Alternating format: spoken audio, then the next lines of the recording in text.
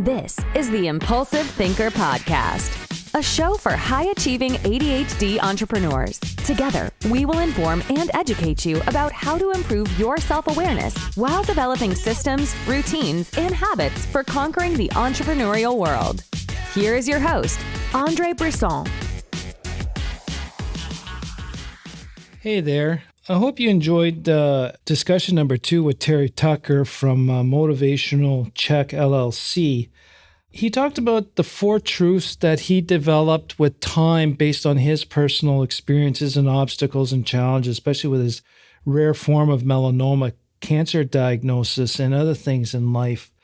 And the 4 truths that he figured out were, number 1, control your mind or it will control you.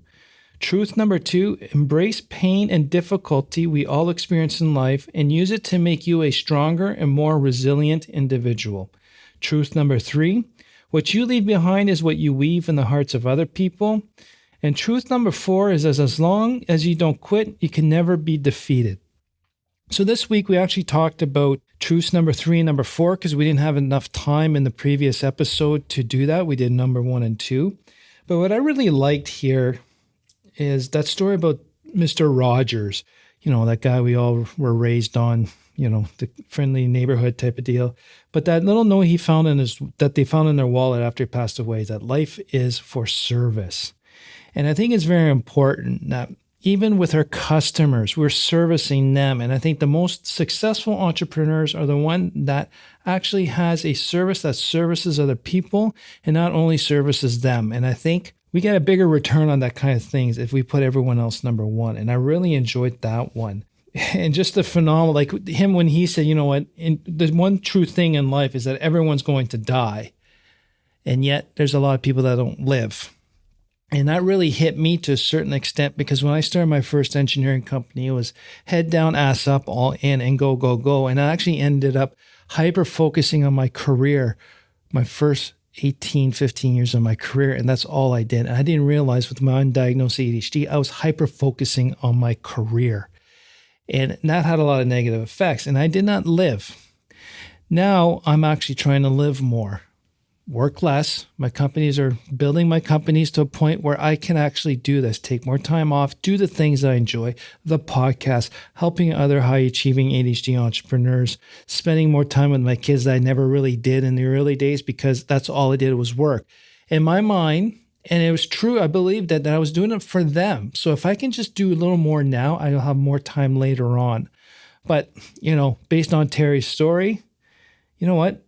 When is that time? When is our time up? So we got to live in the now. And I really like that everyone is going to die, but yet there's a lot of people that don't live. And I want to ask you to please make me a promise and let's start living a little more. Okay. Let's not rush in first thing in the morning. That's all hours of the night and the weekend. Let's go home a little early, spend more time with our family and friends, do things that you want to do, your hobbies. For me, it's music, woodworking, talking to other smart people. Doing things for you is not being selfish. It's actually self-care. And if you don't take care of yourself, you will not be there for others because you're not healthy, you're not in the right frame of mind, emotional dysregulation, then people don't want to be around you. So promise me that you're going to try and live a little more, okay? And this one really, I love this one. I really like this. Time doesn't heal all wounds. It's the hard work you did over time that heals the wounds. And when he said that, it hit me right away. That is so damn true. Every time I got over my wounds was because I actually did something about it. I moved forward, just like we talked about. Standing still, you can't achieve anything by standing still. You have to move. So we all overcome our obstacles because we put in the work to create the healing, to overcome it and get through it.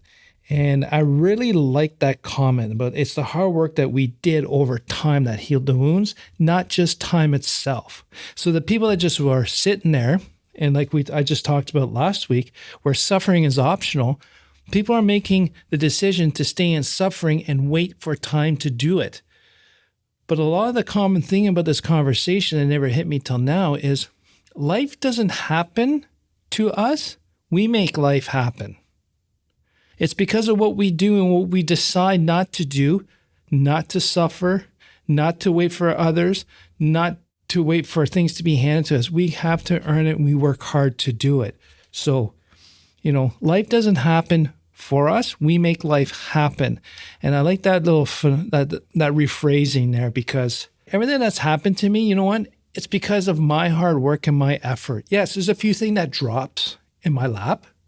But like I was talking to a customer like that, he goes, man, I'm the luckiest person because I'm getting your work. I'm getting these people's work, blah, blah, blah. He goes, no, there's no such thing as luck, Andre. He says, you made the right decisions to be in those right places to have those jobs. So you actually got the work based on what you've done. They just didn't fall into your lap. You were in the right place, but you put yourself in the right place. And I thought that was a very, very profound learning that I didn't realize till about like 10 years later. But life happens because we make it happen. Life doesn't just fall in our lap. Opportunities don't fall in our lap. Opportunities are all around us, but then we have the wherewithal to say, hey, that's a good opportunity to jump on. It just doesn't come in our face. If it does come up as a free offer from something, not free, I hate that term, but someone says, hey, here's a great opportunity, I want you to do it. That wasn't because of luck. That's because you got yourself in the right place at the right time by doing the right things and by learning things you didn't, by learning from your obstacles and challenges. That's why I really like that quote, that time doesn't heal all wounds. It's the hard work that you put into it over time that heals the wounds. And what I really liked about this one as well was when he said, when I asked him about to me, there's a difference between quitting and stopping. And Terry said, yep, I completely agree with that. And that kind of threw me off because, I thought that was, that's why I'm asking the question. I'm having a lot of conversations about that term or that phraseology. And when he came back and said that people, I believe he was quoting someone else, so it's not him, a quote directly from him, but it's people quit when they are tired and we quit when we are done. And I think that's just a different way of phrasing it, but I think it's, just think about it. Why are you running your own business? Why are you pushing through and trying to make sense of your ADHD diagnosis, making sense or fitting in with knowing that you're ADHD? Just being an entrepreneurial, we're different. We're completely separate of the main crowd also. So when we keep pushing ourselves to do stuff, because you don't have a quit attitude, yet at the same time, we do stop a lot of stuff. And I like that term about when we're done, right? I was done with the bad partnership. I didn't quit the partnership. I was done with it. So I moved forward.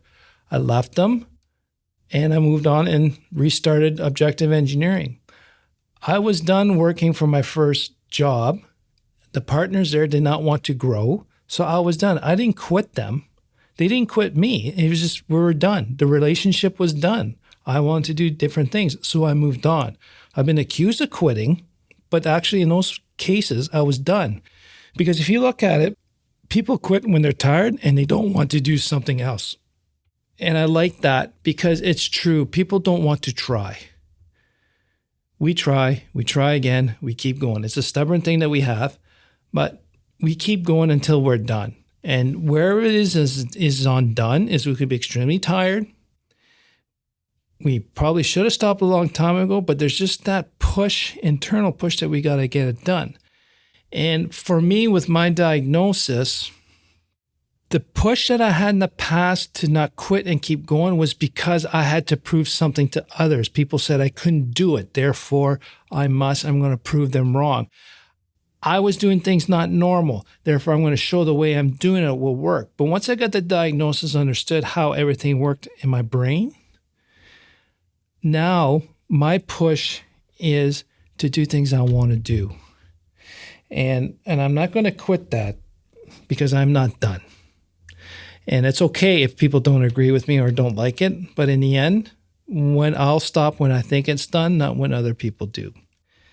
I'm at the end of my time here, and I hope this babbling makes sense. Life happens because you made life happen. And remember that. You're not lucky. You did the right things to get in the right place that you are now. So congratulations. You did well because of you, the way you are, and the way you have special skills for everyone to benefit from. So thanks again for listening, and we'll talk soon. Thanks for listening to this episode of the Impulsive Thinker podcast. If you enjoyed it, please subscribe, rate, and review the show. It helps us get discovered by listeners like you. If you can share it with at least 2 people, that'll start the process. Please follow us on social media. Just search for Tactical BTS. We regularly share interesting conversations and breakthroughs about entrepreneurship and ADHD. That's Tactical BTS. Talk to you soon.